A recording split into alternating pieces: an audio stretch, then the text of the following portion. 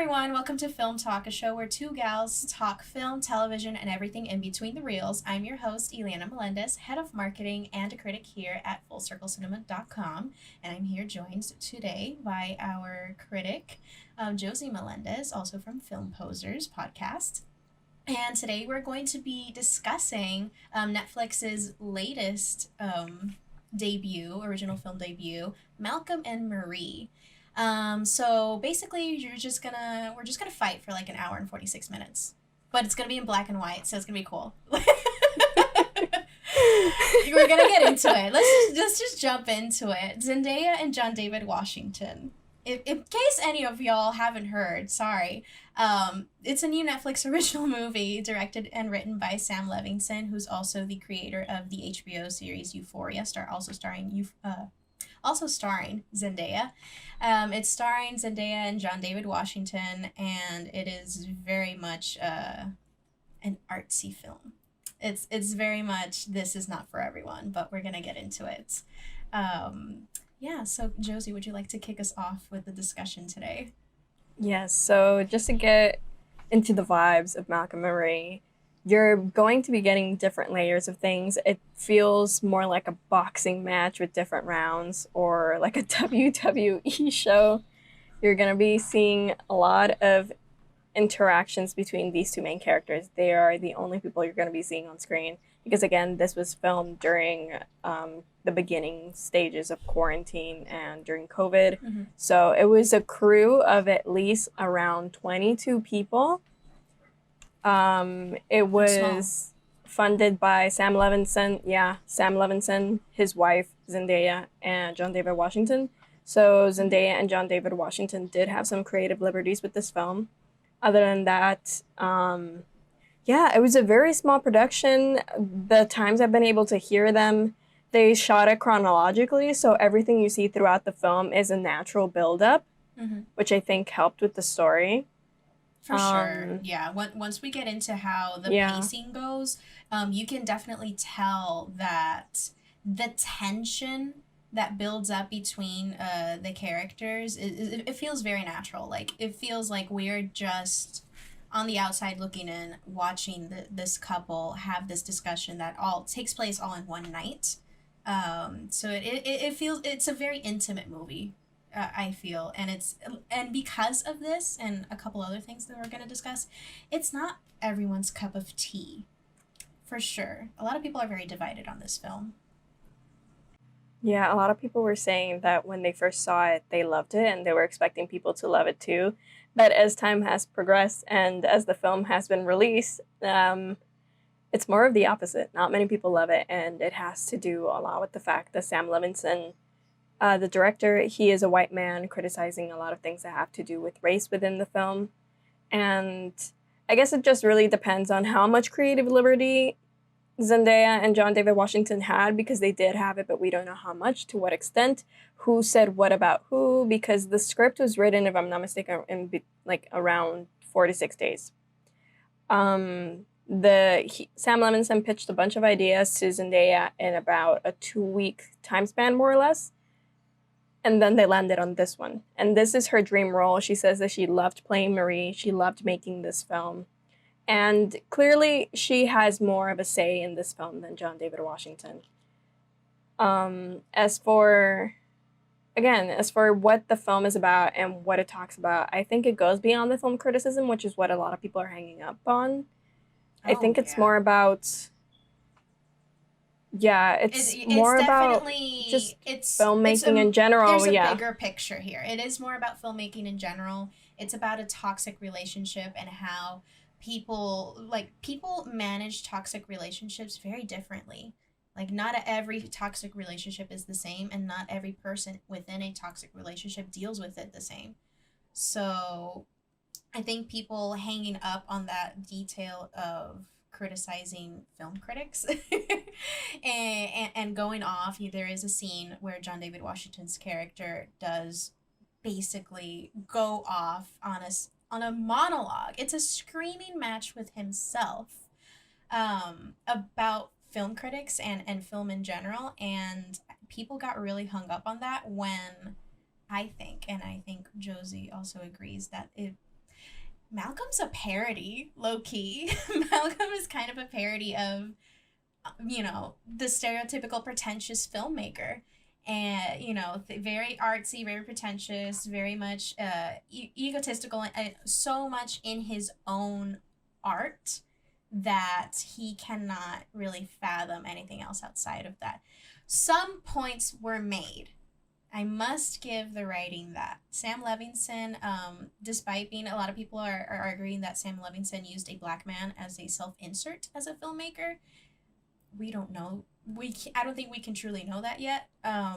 Like you mentioned, Josie, that Zendaya and John David Washington also had a lot of creative liberties with this film because they also funded it, and we do know that this is very much a passion project.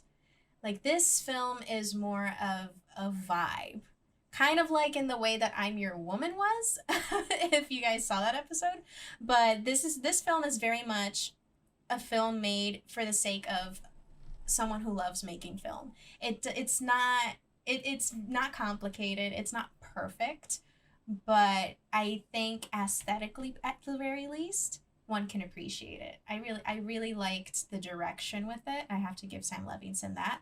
And I'm not trying to put this white man on a pedestal. Never. No, God no. But I do like the aesthetic that he was going for with the shots. There were some shots and they were pretty good. But yeah, moving back to the story, people are kind of missing the mark in that aspect, I think, because Malcolm is just he represents that parody of every pretentious filmmaker, like I mentioned before. But yeah, the more interesting character in all of this truly is Marie, quite honestly.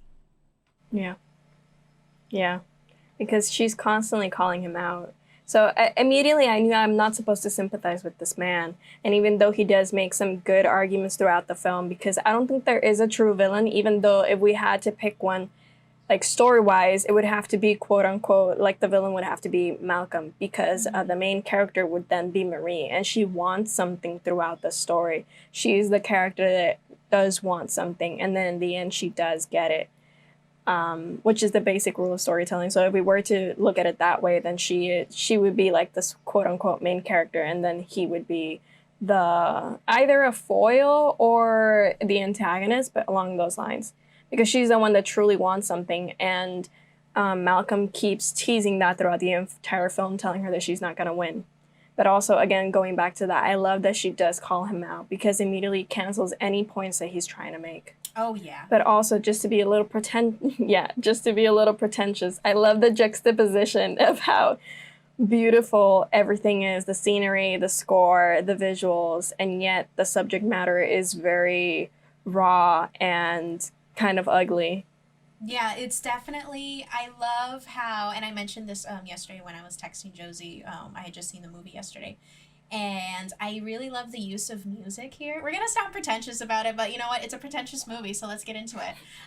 Unapologetically, I really enjoyed how the music was its own character in and of itself, and how it was utilized to transition between rounds.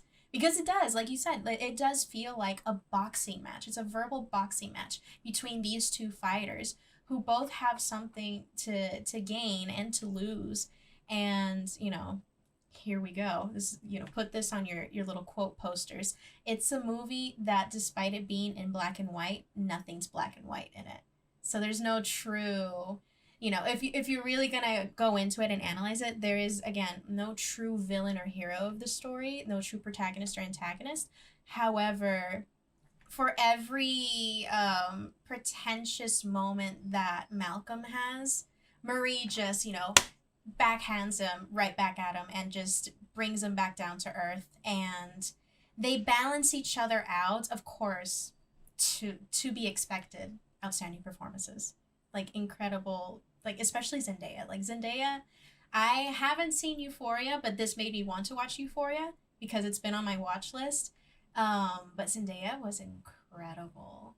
Like, she really, really shined as an actress here, and I really hope that this opens a lot more doors for her for more serious roles in that sense. But yeah, I think aside from the movie being about like this couple talking about like filmmaking and all this, it goes a little bit deeper than that in terms of people with toxic backgrounds and like toxic relationship tendencies. And I felt really identified with Marie in a lot of aspects. And, that's not a flex. That's not a flex. But in those moments where you're just like, I I know I'm being unreasonable. Like even Marie knows, and that's why she has such a struggle trying to voice what she wants throughout the movie. And she herself, like you can tell, she's going through that journey because again, this is all in one night. Like this is all, over the span of a few hours. So she's coming to terms with what it is that she wants. Why is she so upset? Why is she not really? Why is she starting the fight essentially? Because Malcolm does not want to fight at all during that night. He just wants his mac and cheese. However, I think that it's really nice to see how, in this example, a woman is is shown trying to voice what she just wants at the end, which is just to be appreciated for all those minute details that, and I'm saying for women in general in this example, but this can be in any relationship, like any partner. There are so many people that are that partner that put in the extra mile, and that's just expected of them. But as Marie calls out on Malcolm at one point, he's not, that is as good as he's going to get as a partner. Like he's not putting in the work to better himself and better his contribution to the relationship. And those conversations that they have, though they get very ugly and they get very hurtful with each other, it's really nice to see how both of their needs get voiced, and at the very least eventually they get acknowledged, but you have to go through the motions with it. This is one of those movies that you kind of have to stick with. It wasn't a very difficult watch for me because I thought it was funny. Like the dialogue, yeah. The writing, right? Like the writing had its moments where you're like, yeah, this is funny. This is genuine comedy. The white girl from the LA Times. Yeah. Especially the part wherein Malcolm goes out and he starts screaming and yelling and putting out his frustrations into nature. Manifesting. Sam Levinson had commented that he thought that was really John David Washington expressing his frustrations because they had to throw out the footage they had gotten for 2 days in a row because they were trying to figure out if they wanted to do handheld or not. So right. They had to throw out footage. And the fact that the film was being shot in chronological order, yeah. That's a lot. That's a lot that's being taken out of these people. Yeah. So he was joking that he thought that was really Washington taking out his frustrations on the past few days. I mean, it worked. So a lot of it can be comical. And especially, like, when he finishes, he just goes, "Fuck Malibu." And I'm like, what is wrong with this man? And then he just like, shows up at the window like, what are you... Yeah, and then he's like, what do you mean mediocre? Like, there's so many, like, genuine, like, now we're going to be, kind of shitposty here. There's so many genuine good meme moments because Marie calls him out over, like, dun, dun, dun, this whole list of problematic things about his personality. He circles around, and what sticks in his head, and he knocks through the window of the bathroom that she's in. What really bothered him was her calling him mediocre. That's what stuck him to his core. And that in that moment, we also, getting back to serious of it, we also explore like his narcissism in that moment and the narcissism of many filmmakers, is that to put your own creativity and your artwork out there, you have to have some level of confidence, and some might say a little bit of narcissism, but it can go overboard so easily. Not that I'm, an experienced filmmaker, but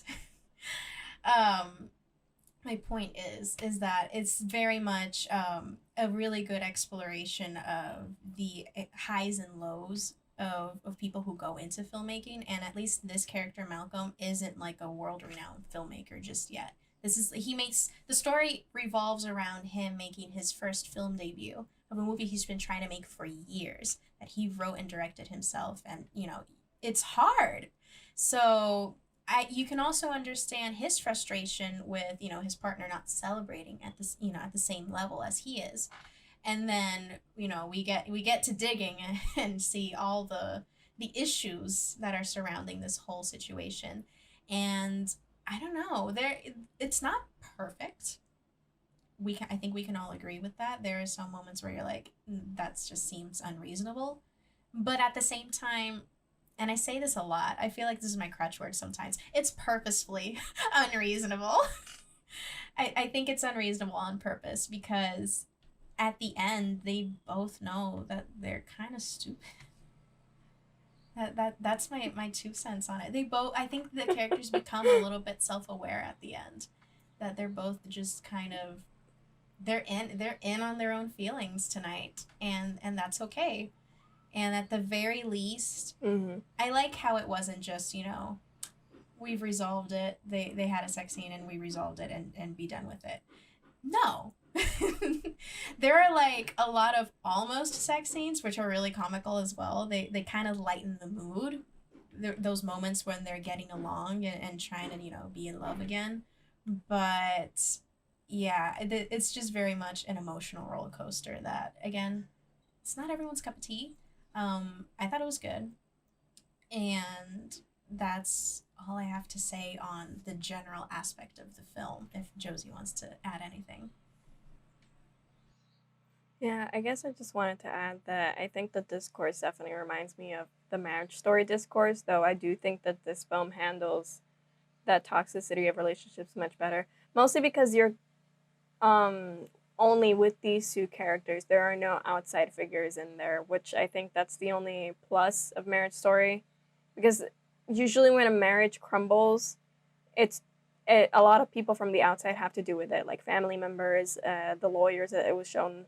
But in this one, what happens is that it's a long-term relationship. They're not married, so it definitely has a different layer, has to have a different approach.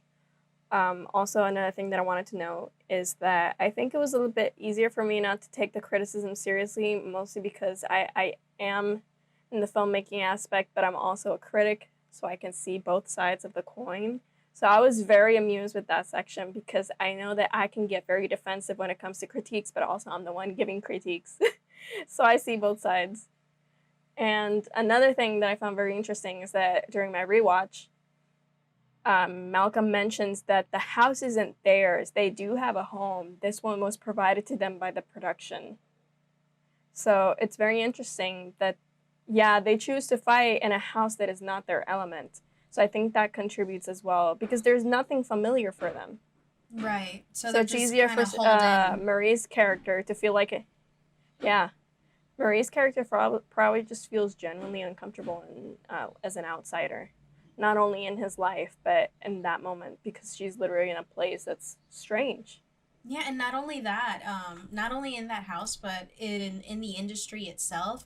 And in the beginning, Malcolm does kind of jab at her, trying to jab at her insecurities of not being a film actress and just doing like TV roles and all that. Like kind of it's basically demeaning her in a sense, even if he doesn't totally directly mean it. Like, he's not intentionally demeaning her, but it is demeaning to just keep jabbing at her, and trying to make her seem less than in that sense.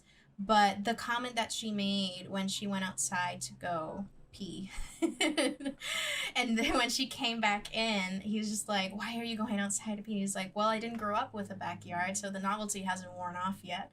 And I thought, that is a quote, by the way. That's a quote if I've ever heard one. But it really also goes to show that she's not only an outsider, she doesn't not only feel like an outsider in this home, she feels like an outsider in this industry in general, and in this LA environment, which it's been discussed in a million and one movies, that whole Hollywood culture, etc., and how fake it all can be. But you can definitely see Marie struggling with it, in a sense, because she has, like, as many of us do, she has a lot of insecurities. And she also, when she called out Malcolm for it's not that she called him out for his upbringing per se, but she called him out for pretending to be something he's not, because he tries to, of course, as a black man, he tries to act like he's super oppressed and all this. Not that black men are not, but in his sense, he, like Marie called him out for, was depicting in his work a very much lower class, hood character. And he never grew up in the hood. He grew up in a pretty wealthy family and got a college education, and had a very stable home growing up. Like, he had a lot of privileges, like economic privileges, that a lot of other people don't have, especially a lot of other black people.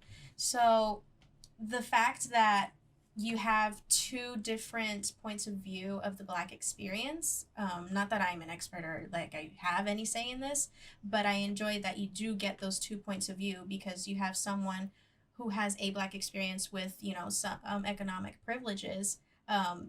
He can still be out of touch. Like, that's how much money can change people and change their and warp their perception of reality. So Marie definitely calls him out on that, because she, obviously, from what we can see in the movie, she did not grow up, in a stable home or a wealthy family, and she did not receive a college education, etc. So she basically calls him a hypocrite and a hoe. So yeah, I really enjoyed like you said, the juxtaposition. If we're gonna be pretentious here, the back and forth between them and their points of views, and their different experiences. Again, does Sam Levinson have the right to be writing about these things?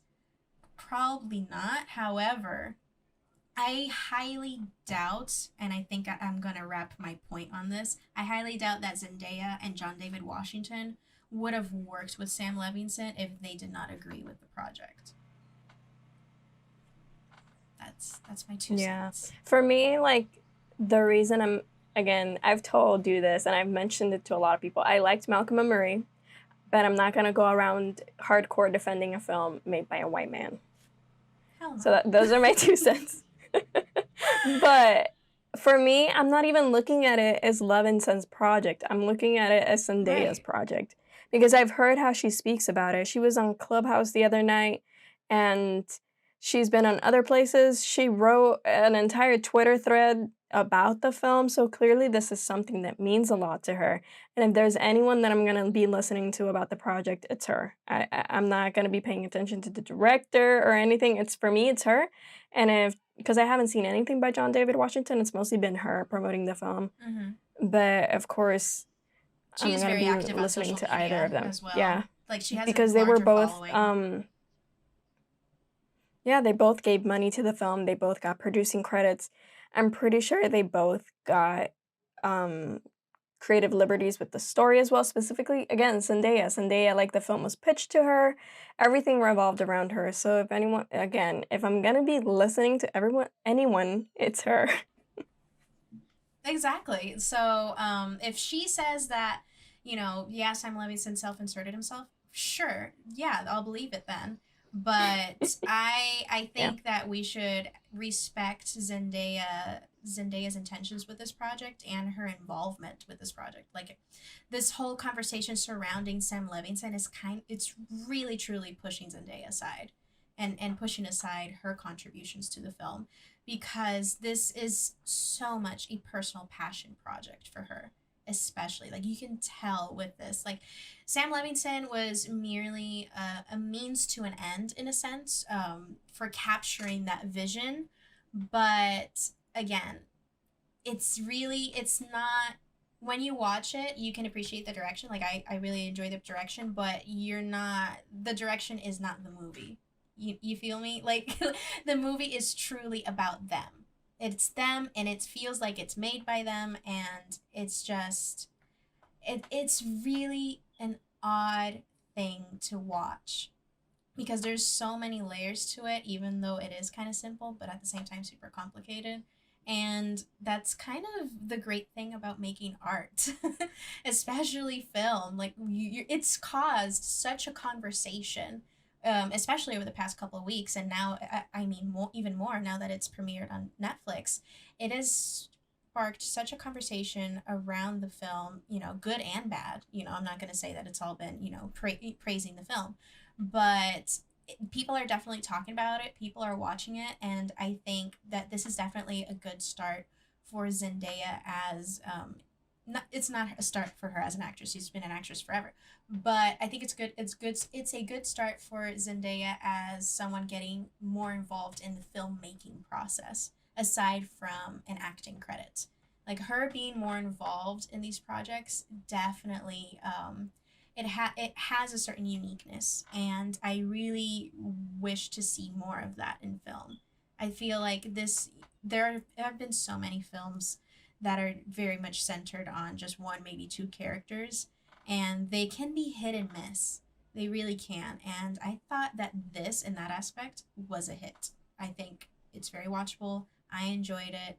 It doesn't feel. I like the pacing. It doesn't feel like a super long movie. It kind of really went by really quickly for me.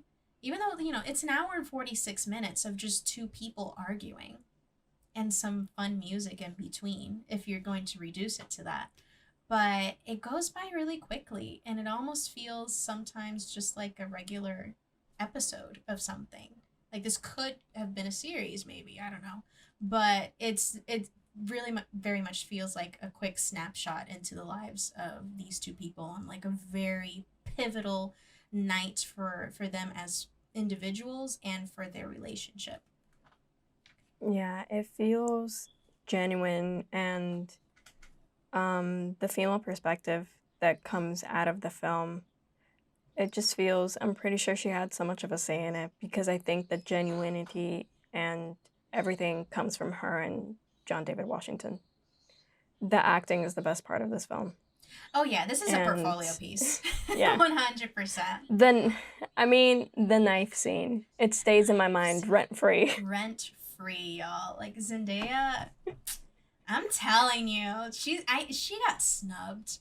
Absolutely snubbed to hell. She really just did so incredible because she was acting upon acting in this movie. It was so, I don't know, she just was, I'm gonna use a bunch of, you know, really common buzzwords, but her performance was magnetic. Like you could just not, you know, rip your eyes away from the screen. It was just so, you couldn't stop watching her.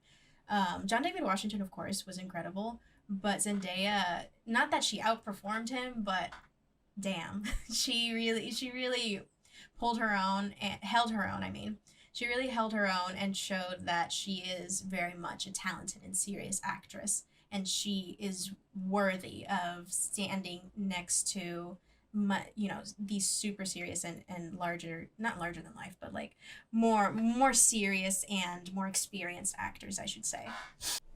Yeah, most certainly. I can't wait to see what comes of her from now on, and I hope to see her more in creative development.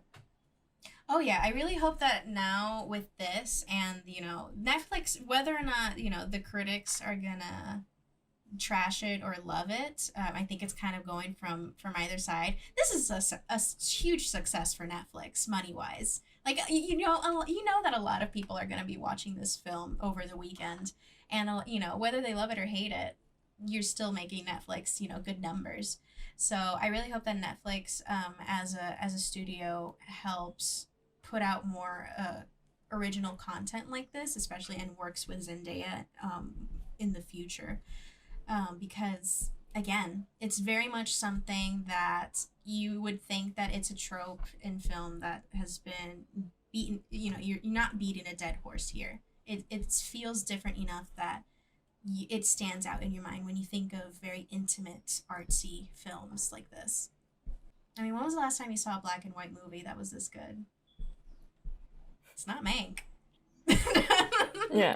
No. The only other one I would say would be a 40-year-old version, which Netflix got as well. So there you go. I'm just laughing here because Netflix also just acquired Passing from Sundance. So I'm pretty sure that if anyone tries to take a black and white film from Netflix, they will find you.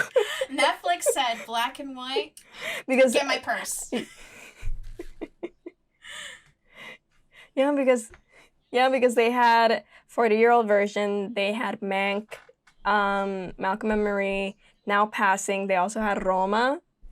Roma. Don't take a black and white film away from Netflix. Absolutely not. Like, Roma's literally, I think, the last black and white film that I truly loved. And that was, what, like 3 years ago now? It's been a while. Roma was such a good movie. Yeah. Yeah, But more or less. I have to rewatch Roma. Yeah. But yeah, the aspect Yeah, so of... they're doing a good job. Yeah, 100%. And I think the aspect of making these films, and these particular films, black and white, it works really well because it does actually allow you to really, really focus on how character driven it is. And it's not black and white just for the hell of it. It's not black and white to be pretentious. I think Malcolm and Marie would have worked just as well if it were in color, but it wouldn't have been the vibe. It wouldn't have been the same vibe. It adds a different layer, and the music feels like a film you would find on classic Turner movies, but it has like a redone, like it feels vintage, but it also feels current, as well as the visuals, and sometimes you see the crackle of the screen, which I'm pretty sure were effects, instead of the actual film, and it again, as you said, it's a vibe. Yeah, it's very much for those film lovers and cinephiles that just want to sit down and watch something because it's pretty. And this movie is it's more than just being pretty, but it does help with it 100%. And I enjoy that whole, like you mentioned, it feels vintage, but at the same time it's fresh. Like it feels like a refreshed vintage. Like when you get something vintage and you what's it called, restore, when you restore something, I feel like that's what this movie really feels like. And I think it works well. At the end of the day, I would recommend the movie, but with the warning that, if you don't like it, it's not that big of a deal because it's not everyone's cup of tea. It's definitely not like a universally loved general audience type of film, and I don't mean that in a pretentious way. Like, if you don't like it, that's fine. I can totally understand. And I don't think anyone needs to be bashing anyone for hating the movie for whatever reason. I just think a lot of people are being a little bit harsh. Like, they're harping a lot on a lot of elements that perhaps are not that important in the bigger picture of the film. That's all. Yeah, this film has also just reminded me of the fact that some people forget that it's so, like, if someone disagrees with you on liking or hating a film, it's okay. It doesn't have to. It doesn't have to be a bigger deal. You simply didn't like it, especially with this film, since most of the quote unquote problematic things within it are criticized within the actual film, and a lot of people have been calling that out, while other people have been saying that that's the reason why they didn't like it. A lot of people also just didn't like the black and white aesthetic, which I do get in terms of lighting, because sometimes John David Washington looked darker, while Zendaya looked brighter and maybe a bit washed out. So I have been seeing that around a lot. At times, I wonder if it was on purpose, because there are scenes where the background for John David Washington as Malcolm is very dark. Like, you don't see anything about behind him, you just see him. And then with Zendaya, she's just bright and eternally lit.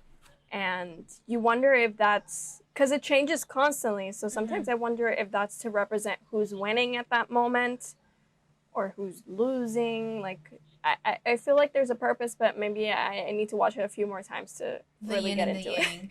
It could be that, and I think, that's a really nice detail in filmmaking, and I love little details like that. But it also could be a white man directing that doesn't know how to light people of color.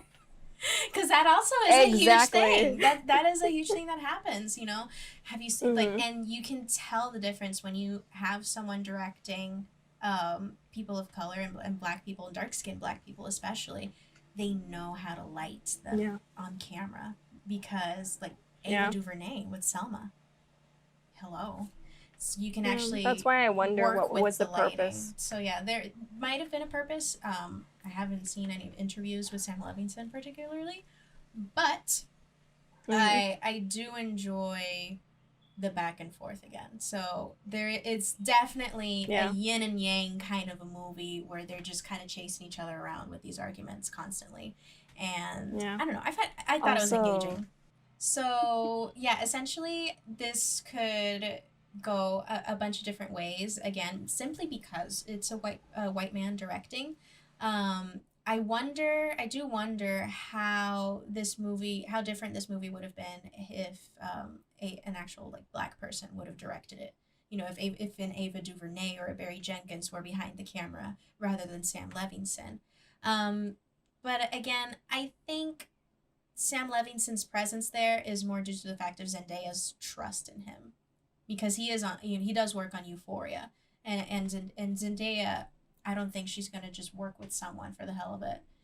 She has a pretty well established career. She can pick and choose the projects. She can afford to pick and choose the projects that she's pitched. So, I think once again, Sam Levinson is a tool used, and I don't mean that as an insult. I mean that he's just a tool to, for a means to an end.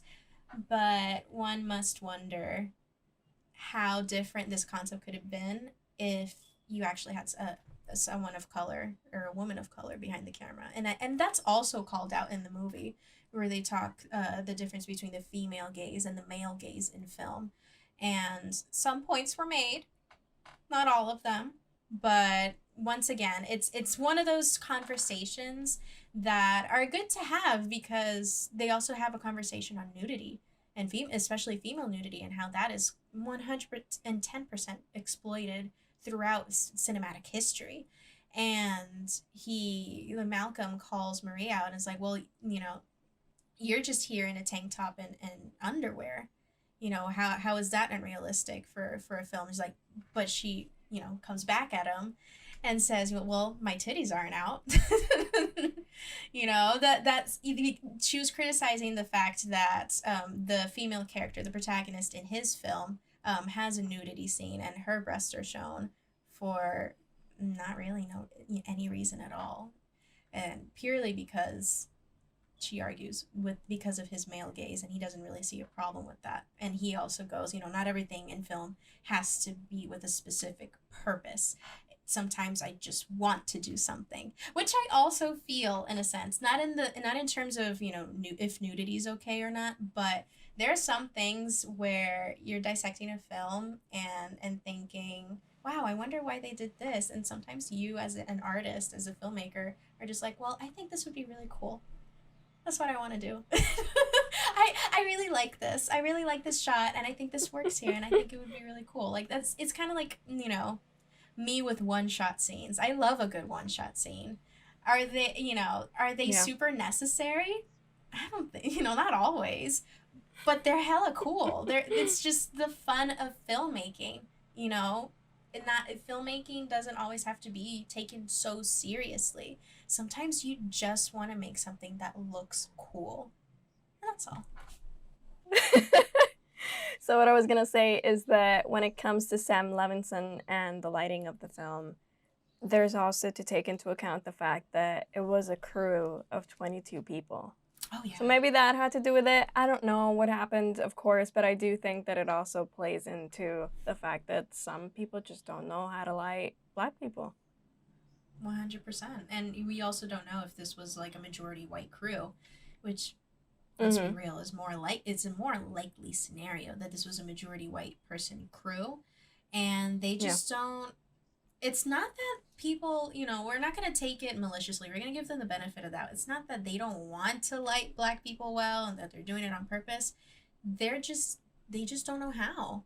And that can also be, a critique of the film industry and film education in general.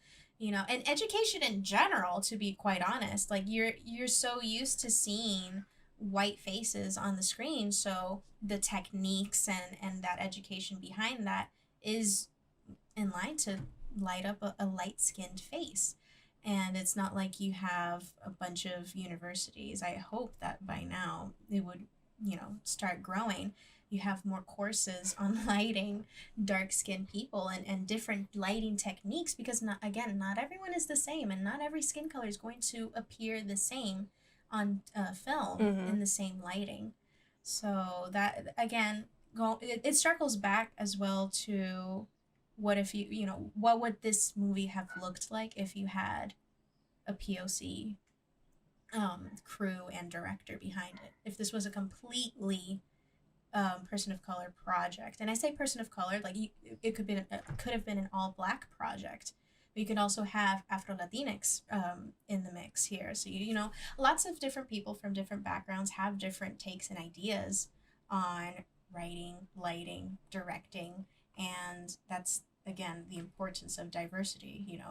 Forgive me for another buzzword.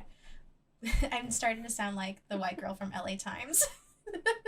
And if you haven't seen the movie, go watch it and you'll know what I'm talking about, because I think it's again a great quote. Like if the characters allowed me, I would put the white girl from the LA Times on my Twitter. It's just such a parody. That lady. It's such a parody. Yeah. So yeah. Yeah, and I guess the only thing I wanted to comment is that when I first watched the film, I did not know who Sam Levinson was. So I definitely saw it through a specific lens. Yeah. And then when I found out who he was, and of course the fact that he was a white man, my perspective entirely changed and I started seeing it through a different lens. So maybe that's why I'm fond of the film more than a lot of other people. Because, again, when I saw it, I didn't know anything about the people behind it, only Zendaya and John David Washington. And I was just focusing on them the entire time. And I saw truth to what they're saying through the way that they were acting. But again, once you learn who's behind the camera and who's influencing these people, it does change your perspective. Absolutely. And it's not to say, oh, knowing who's behind the camera ruins the movie for you. It's important to know, if you're going to criticize a film, to know who's in front of and behind the camera, because it also gives you perspective behind not only the direction, the story, and all those different elements like we were dissecting here. We were talking about lighting for a couple of minutes, and one could think that that's such a minute detail, but hello, I got a ring light right here. If I have this off, you can barely see me, and it completely changes how you perceive the image on film. So these details also, it really just, and it points out the importance of technical crew on film. Like, they don't get enough love, like in theater and filmmaking, etc. People that are the people behind the scenes running all these details and all of this tech are so crucial, and it's so crucial that they know what they're doing for the project that they're working on. So Josie loved it going in blind, without that behind the camera perspective. But again, it's very, very personal for everyone who's watching. And I don't think there's really a wrong opinion about this at all, truly.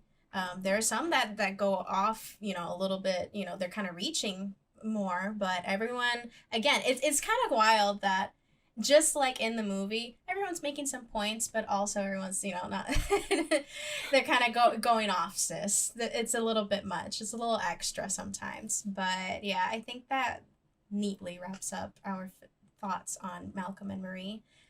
I personally would recommend it if you are into this type of genre. If you get bored easily, if you're those kind of people that saw the first 2 episodes of WandaVision and said, this is not for me, big mistake, by the way, don't watch it. It's not for you then. Yeah. Yeah, so... Yeah, and I wouldn't call it a date night movie. No! Please, do not! This is not... Do not, on Valentine's Day, think, oh my god, we're gonna watch a date night movie, it's gonna be artsy. Do not, because you're gonna come out swinging. You're gonna come out swinging at the end, and feelings are going to be hurt. Unless you are super, super secure in your relationship and you can watch anything, make sure you deal with some stuff before watching this. Because a lot of things... I would be internalizing this film. Honestly, like, a lot of things that they discuss do, like, strike a chord with a lot of people, like, especially like, people that are in relationships. I saw it alone, but, like, I'm in a long-term relationship, and it personally didn't bother me, because I am secure in my relationship. But if you have the slightest doubt in your relationship, and you watch this with your partner, especially on Valentine's Day, Netflix is not held liable. We are not held liable. So don't go out swinging, and watch, be warned when seeing this. But it's definitely a fun watch, and in any other circumstance. Yeah. So yeah, definitely. I think that wraps things up. I think we've gone on for quite a bit. I hope you all enjoyed that.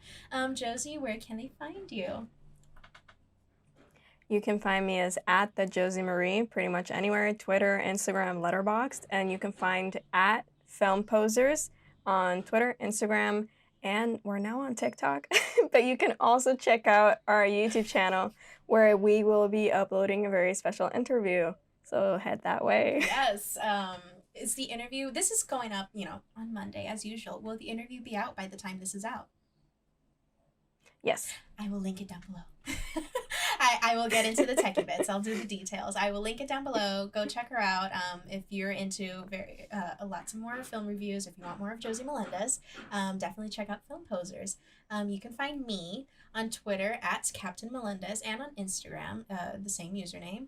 And you can also find more news and reviews on fullcirclecinema.com, and you can find more fun videos like this by subscribing to Full Circle Cinema on YouTube. And be sure to let us know in the comments. Be nice. We're not here to hate on anyone or barge on someone's opinion. But definitely let us know. Did you watch Malcolm and Marie? Like, did you like it? What did you think? Do you think, is it racist? Is it problematic? Is Sam Levinson terrible? Let us know. And definitely stay tuned for the next episode of Film Talk and for future shows here on Full Circle Network. Goodbye. Yes. Bye.